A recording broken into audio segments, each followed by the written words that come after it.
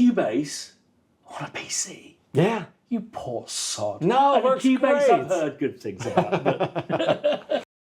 So I currently find myself in Berlin, going to my first super booth, and I have a bout of the most horrific jet lag from a recent trip to LA. So I thought I'd edit together this conversation that I had with a gentleman called Steve Mazzaro, who has become a friend I was introduced to via Hans Zimmer, and who I worked with Crow Hill, Tina Guo, Steve Mazzaro, Stormcello. And I'm really eager to share this conversation because I do think it's one of the most useful I've had in recent times. It's good to check in with composers on modern workflows because they evolve so quickly. So we start kind of quite, macro level talking about clock rates of modern Hollywood movies, all the way to clocking up your air miles as a composer, your composer miles, all the way to getting to a stage in a career or a scale of project where composing becomes more of a team sport. Steve has been working extensively with Hans Zimmer over the last few years, and I talked to him about how working as part of a team, from synchronizing your rigs, etc., all the way to the need for whether you're starting out in your career or working in, Hollywood, the big pictures, whether you need to work from LA still in this day and age. And there's some really, really useful insights here that I think a lot of you will find very useful. I certainly did. Coming to rest on, I guess, a very candid and a bit of a pill for many of us to swallow, a candid opinion about the true essence of being a successful composer in Hollywood these days, what that is.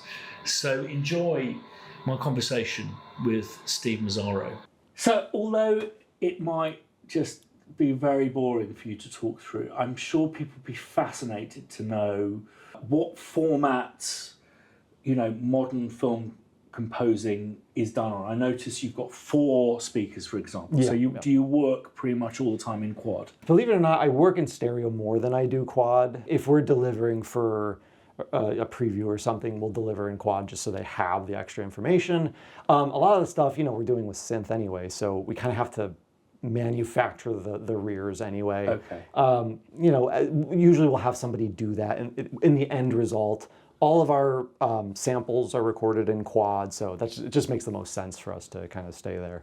And is the quad set up in your template, or is that just, as you say, just something that's manufactured? No, it is set up in the template. Okay. Basically what I've done is I have quad stems of everything that also fold down to stereo, so if I ever need just stereo, because sometimes they don't want quad, then easy to export. If they want quad, I have the ability to do that, and it's not extra work for me too. Okay. Which is a big thing for me. So working at 48K? 44.1. I know. Really? You know what? All of our samples are at 44.1, and we've just been on it forever. And I know we're like one of the few. And so I guess when you're delivering, you upsample. Yes. Yeah. That's nuts. Yeah. And Cubase on a PC. Yeah. You poor sod. No, it works Cubase great. I've heard good things about. But... No, I think even Hans was using Cubase years and years ago on Apple, and they had to switch to PC just due to some big bug that they couldn't get around. Which is why we have still to this day the Mac OS keyboard plugged into the PC. I just gotten used to it all these years, so I just always kind of kept it. And then are you running Tools at all? Yes, How are you running I Picture? actually don't have it on right now, but I have a little Mac Mini here that runs Pro Tools, and that basically syncs up to this, which is like my Pro Tools editor, and then I output the video on the TV. Be interesting to explain why you're using two doors. Long story short, I'm sending MIDI timecode to Pro Tools, So when I hit play there on Cubase, it will start playing in tandem on Pro Tools. The picture. The picture, yes, thank you. And so what happens is, let's say I want to keep the music exactly the same, but I actually want to start it in a different place. All I have to do is set my timecode in Cubase, and then everything changes. Or let's say, like I do this a lot, where what if I just skipped this section of the music, but didn't affect the picture? Now, if you pulled the video into Cubase, you'd kind of have to cut the whole section and then re-peel out the video. Whereas in, when working with two separate systems like this, you do have the ability to kind of just skip over the music with the locators, and it will continue to play the picture. And so it allows you to kind of play a bit more and kind of, just discover what the possibilities are without having to go too deep into deletion and cutting and rearranging mode. And then there's the advantage of whatever cue you've got outgoing or incoming. Yeah. If there's an overlap, you could also you can easy dovetails that. And all that. Exactly. Yeah. But I remember switching to the two-door system, and what I felt immediately improved in my output was that this door is for this, and that door is for that. Yeah. So that you could write a cue in, print it into Pro Tools, and then watch a reel, and just get that context and objectivity, which is helpful. And it's just a little bit more fiddly. Just ever so slightly, but it's worth it in the end, to be honest. But also, to this day, all roads do lead to Pro Tools as well. Pretty much, yeah. I mean, mean, it's going to be mixed, it's industry it's going standard, to be dubbed. Yeah. So it's all going in that general direction. And sometimes I'll get Pro Tools sessions from people that I have to open, and like I might get a Pro Tools session from the music editor that is like, here's the edit, can you just change this to conform to that? Things like Any that. of it. Yeah, absolutely. Yeah. So I must ask, not that it's important, but how many instruments in your standard template? It's not as many as probably a lot of people have. It's pretty simplistic, and I like to add on top of that. Okay. Because what I end up finding, what happens is if you have just this massive template, it sometimes kills the creativity of just like, I just want to write something as opposed to trying to figure out what sound it's played on or what it's supposed to sound like. Because we're always looking for motifs or melodies and stuff first before we go. No, and sometimes the production is the melody or motif, if you will. So that changes, but it's just a standard orchestra. No, it actually does look very some modest. Brass and percussion. I'm guilty of making templates for every possibility. Right. Even if, like, I'm not using maybe 95% of my template 95% of the time. Yeah. So I don't think you need to really build templates for the edges of the bell curve. No. It's a writing tool, and it evolves over a project. Yes. Yeah. I mean, even in that sense, like, I kind of had that way of thinking before, and what I ended up finding was it would take so much longer to open these sessions. I'd open the sessions, 99% of the instruments I wasn't even using, and so I'm like, when you're 45, 46, 60 plus cues in, do you especially once you're in the synth master phase and you need to print stems and like get all this stuff out, is that going to hold you up spending an extra 2 minutes opening each session just because, what if I wanted that one instrument? You're running just everything off the one PC, or is there some like VE Pros or? You know what? I used to have a 2-computer setup, but just recently I just kind of bought this beast, which has a Vienna Ensemble Pro in the background. Okay. Has all my samples, everything I could kind of possibly need. And then I just load Cubase sessions in between that just connect to it. And then any specifics I load directly into the session. So if I see. If I want a Zebra or a Serum track or something, I will just load that directly into. That makes a lot of sense. Yeah, I just also like the tangibility of being able to very easily change effects on stuff without having to mess with the global grand scheme of the setup. Yeah. And that kind of gives me that ability to do that. You've got your kind of touchpad software there? Yeah, so I bought this is this thing called a Nook, which is a computer about half the size of this thing. It's not super powerful, but you can run an operating system on it. This is Windows. I basically built my own touchscreen in Python that basically you can add all the buttons and stuff you want, and it sends the commands to your sequencer and or any other computers that you have. It's great for like program changes, CC values, initializing MIDI data, Cubase shortcuts, opening folders,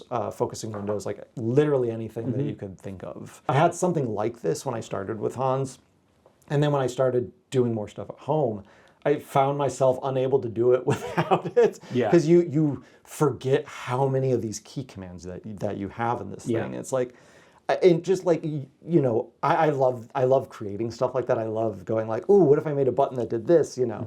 And it simplifies my workflow so I don't have to spend so much of my mental energy on printing stuff or programming. You know, I can really get to like the heart of it and just write. You mentioned working with Hans. How important is it that when you're collaborating on scores, that the systems remain kind of synchronized, or is there workarounds that you use?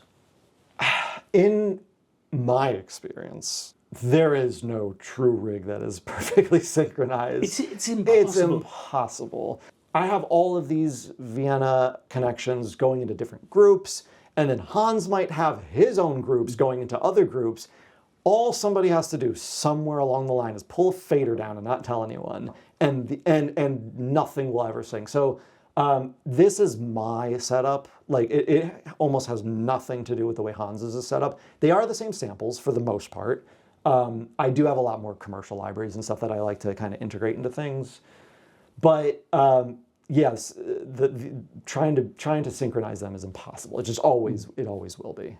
Even if it seems like it shouldn't be. So there are points maybe where you'll be requesting like stems from each other or MIDI. Yeah, we generally will always send backups, stems, and a session file in MIDI. Like that is our go-to if we're sending something to somebody for something to do. Because ultimately, I'll be using instruments that he might not have or somebody else might not have, and vice versa. It's just easier to, if we don't have to change it, just to have it as it is without having to install 14 different plugins that we're all using. Yeah, I think it's a fool's errand, the synchronization thing, and it can really lead to egg on the face as well if you're presenting to clients and 100%. And that kind of stuff. Yeah. And then trying to troubleshoot what has changed, what has gone wrong, and it will be someone just in the heat of the moment, just doing something in the background or whatever. Yeah, it could also just be a bug. You might just close it and reopen it, and it might be fine. And especially with like all of these systems, because we're loading all these samples in the background, from session to session, one little parameter change, and even if you don't know that it's happened, like you just bump, one of these faders and you didn't know that it did that, every single session that you reopen or new session that you have is going to have that effect. And so, we made it a very big deal to do things like initialize our MIDI data. So we always put volume in, mod in if it has it, like expression is always there. At the beginning of it. At the beginning of every single event in every queue.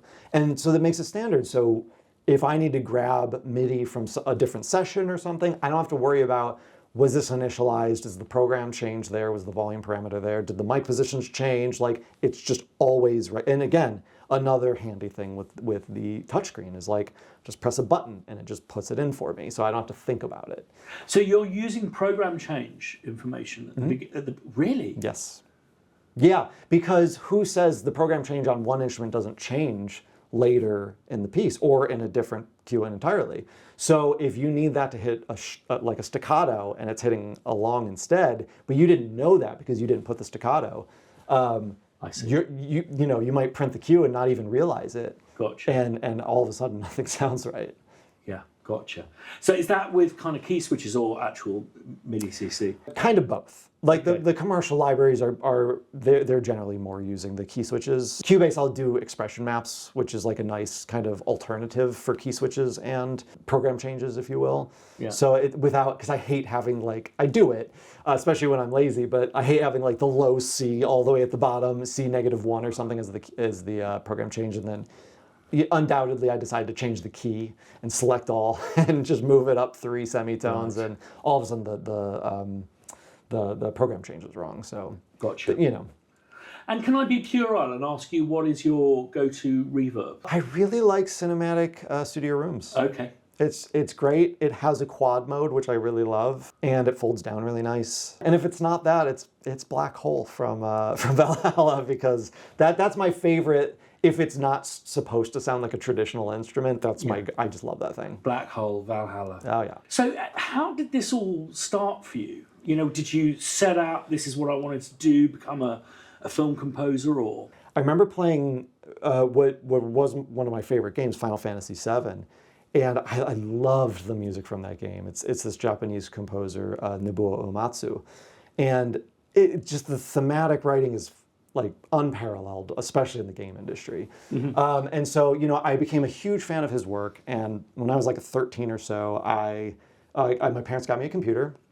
And I scourged the entire world to try and find, back in the day, instead of samples, they were sound fonts. Mm-hmm. And so, you know, they were like direct rip-offs from the old keyboards and stuff like that. So, you know, I'd find like different sound font libraries and you know, got to like just play with them and make my own music and stuff. And then kind of fast forward to like right before I left for LA, which was like probably around 16, 17, and that was the time when VSL, Vienna Symphonic Library, started to come out with like Opus 1 and their whole library and everything.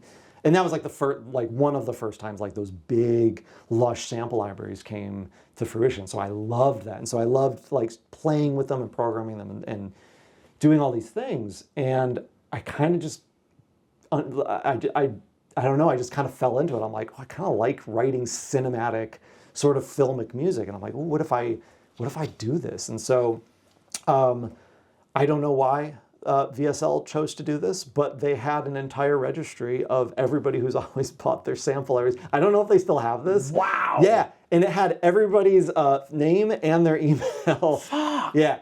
And so there was a composer that I really admired. I loved his work. His name's Bill Brown. And I found him on this list because I was just curious. I'm like, I wonder if this guy's on this thing. And I found his email and I emailed him. I'm like, hey, you know, I'm a huge fan. You know, could you listen to my music? You know, all that kind of thing. And he was really gracious enough to actually like listen to it and have some really nice things to say. And, you know, it was kind of like, look, if you really want to do this, you got to be out in LA. Like you just have to. And this was, you know, especially back when you absolutely had to be in LA. You know, and so that kind of pushed me in the direction of, okay, I think I'm going to move out here. And I did that at 18, which was a big number of years ago, which I won't even say anymore. But a very early age to... Very early. Yeah, well, I was going to go to Berkeley, and then I think there were a couple other schools that I was looking at, and I just like, I don't know, it was so much money, and I knew how volatile this industry probably was going to be. I knew everybody wanted to be in it. It seemed like a dream job, even though, of course, us who do it know what it is. You know. Nightmare. Yeah. But we love it. No, we do. You know, and so yeah, I decided to just kind of move out on a whim and just find a regular job, you know, that could allow me to feed myself while trying to pursue music at night. And I did that for, you know, a number of years and just got really lucky. And is the getting lucky meeting Hans? Yeah. Basically, I did a mock-up, let's call it. Oh, yes, I've heard this. Yes, This is pretty pleased. Okay, sure. So, randomly, I was contacted by this guy who wanted to be my agent. You know, as a young composer, I'm like, awesome, yeah, let's do this. And the first gig he got me was through this company called Silvascreen. And Silvascreen is in the UK, and they do a lot of like re-recordings of film music and game music and all sorts of things. He found a piece online that I did, which was 160 BPM from Angels and Demons. I remember him saying something like, I wrote this so it couldn't be performed live. I can't wait to see what they did with this. And it was just my mock-up. And Hans was like, oh, that's pretty good.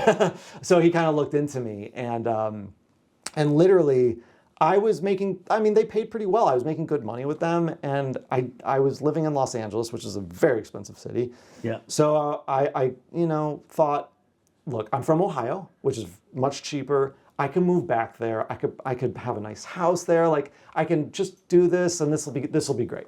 And booked my travel company. Got the plane ticket and all that stuff sorted.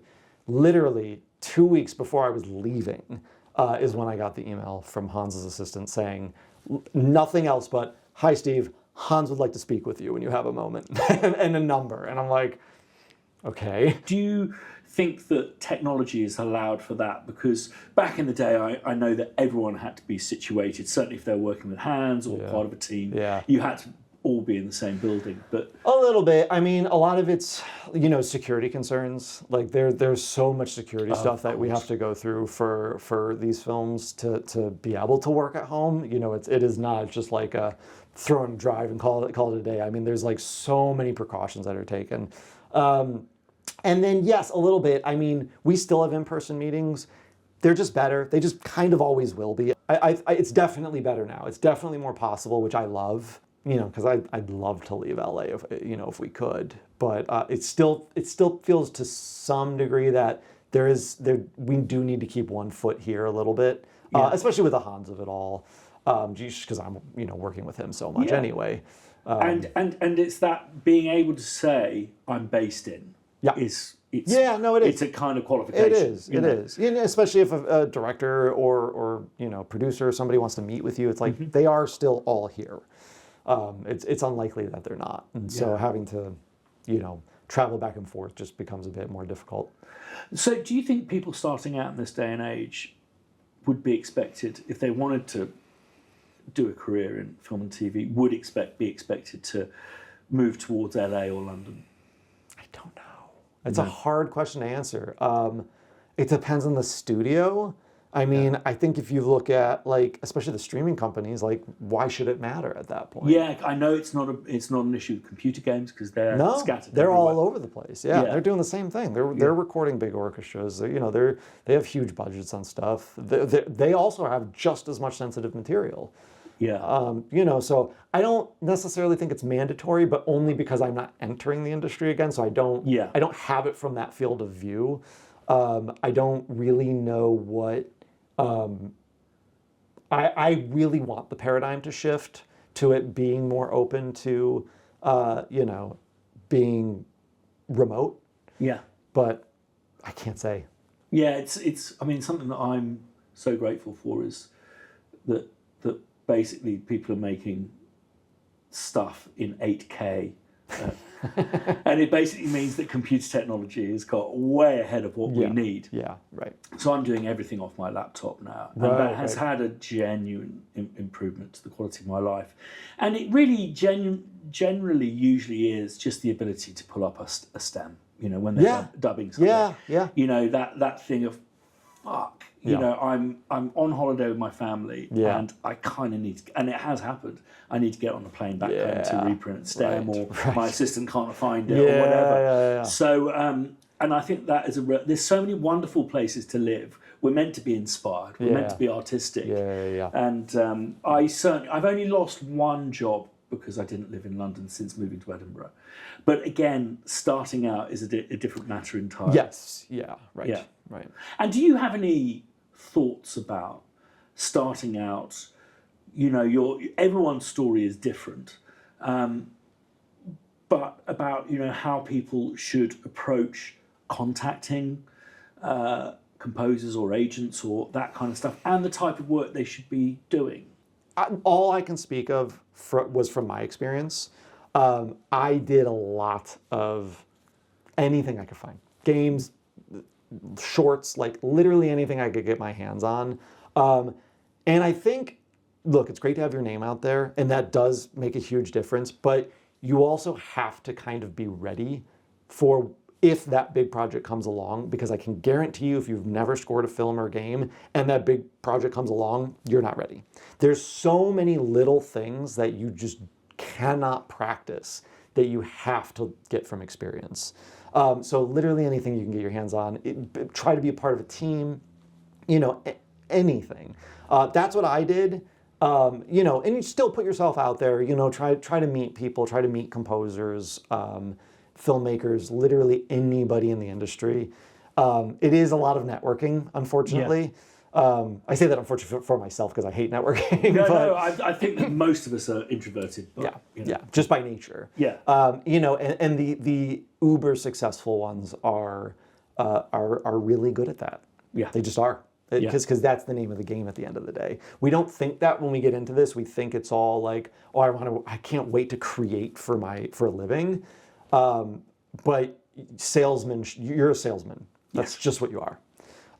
And you have to create this illusion of what you're creating and sell it to somebody. It can be the greatest piece of music in the world, but if you can't sell it, it doesn't matter. And it's a hard pill to swallow, I think. Yeah. Especially once you get into this industry and realize, oh, it's not just listen to my music. It's here's why my music works. Yeah. It's so much of what we do is experiential, and that experience is iterative. Mm-hmm. And I see impatience in a lot of people, and it's like it'll burn you if you're not careful. Yeah. So being able to do student films, short films. Mm-hmm. There's so many low budget things being done these days. Yeah, and obviously you have to have some level of respect for yourself. Of course. I'm not saying doing everything for free and all that, but you have to kind of toe the line a little bit as to where you're comfortable and do something that inspires you and do it for those reasons as opposed to trying to take yourself seriously as a composer and only doing it for this amount. You can get to that point, but until you're at that point, you kind of have to just take what you can get. Yeah, that's great advice. Well, Steve, thank you so much for your time today. I think that people are going to find that so utterly disappointing. Useful. No. There may be bits of it where they go, shit, I thought that was the case. Goddamn. I know. But yeah, I think as you say, some of these things, it just is. It's experience over time. Yeah, it is. Yeah, great. Thanks, man. Thanks so much. Excellent. Well, I think that we're all. I mean, I hope I speak for us all when I say train. That we're all incredibly grateful for Steve sharing his precious time and thoughts with us. There's loads more stuff like this coming, so if you haven't subscribed yet, do so. And one of those in thanks for Steve. Much appreciated. See you soon.